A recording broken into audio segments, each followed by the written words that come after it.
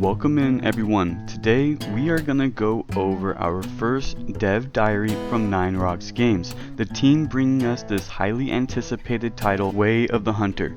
Check out the diary for yourself, as there is a certain feeling to it that a review may just not capture.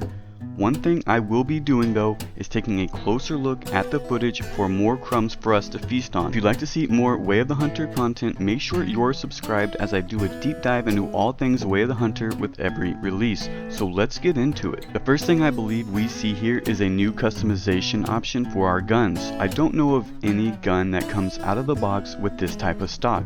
The only place I've ever seen a stock like this is from Boyds with their heritage style forest green camo stock. Not only that though, but they also offer engravings. While I didn't see a mouflon like we do with the hunter pack, I did see a bighorn sheep in their selection. And I must say, I am really excited to have this level of customization if I am correct.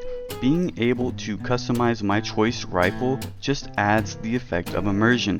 Hunting with a rifle we actually had some say in the design of just makes it personal. We may have just found yet another licensed partner that Way of the Hunter has collabed with to make this game as unique as possible. So let me know down in the comments what you think about this, or if I'm just reaching a little bit too far. Further into the diary, we start seeing even more details. One in particular that I have been hoping to see is shown here, and it's not the badger, but it's actually the trophy screen to the right. Here we can see at least two parameters that will be judged for trophy rating. That is skull length and skull width. Now I can see this being mainly for predators. When you score an elk or any deer species, you normally focus on the antler measurements over the skull size. And the same thing goes for the bighorn sheep and the goats. Yet with predator trophies, it is pretty common to base it off skull for a trophy rating. I could see these parameters carrying over into fox, the black bear, the brown bear, and the wolves as well, but I just don't see this carrying over to every species.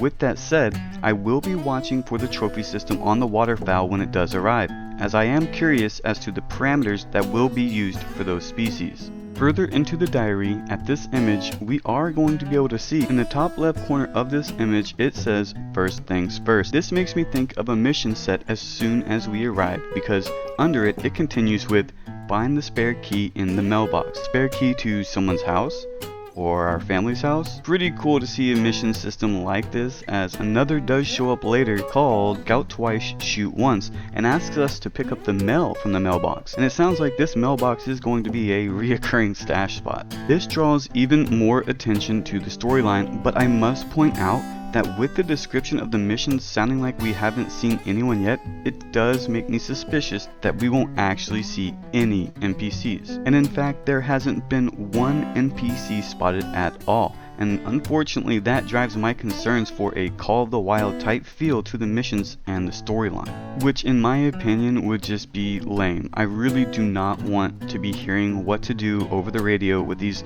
lengthy, unnecessary explanations to why the NPC is constantly away. One of my main reasons for following this game was to hear how they handled the storyline. I did not like the way Call of the Wild did their quote-unquote storyline, and if this game is anywhere similar, I will be sticking to hunting. In my opinion, would cause this game to lose value fast. Seeing the NPC before we speak to them would make this game feel alive. Having them hunt with us, or at least hang out around their house or their mission asset, would do the same thing as well. I'm no programmer, but I do feel like with where we are at in today's world, this should be a thing that we get to see. But maybe I'm wrong. Is my thinking right now that we will be seeing cutscenes and no physical NPCs? So we'll just walk up to a house and then there'll be a cutscene and someone will start talking to us. Then when they're done, they'll just disappear and we'll go back to being alone on this map. I do have faith in Nine Rocks Games to build a good storyline, yet I will be keeping an eye on this suspicion as we move forward. Right after this shot though, we see what is a mule deer getting pelted and dropping straight to the ground.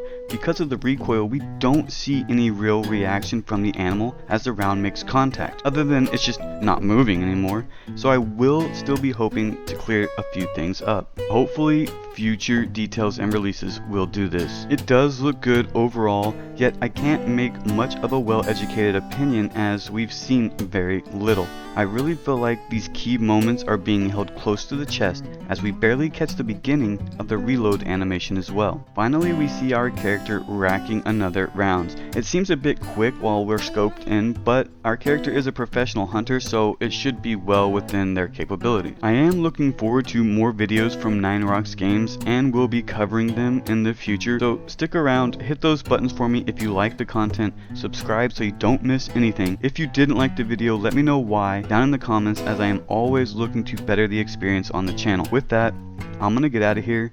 Thanks for watching another one, and as always, have a good day.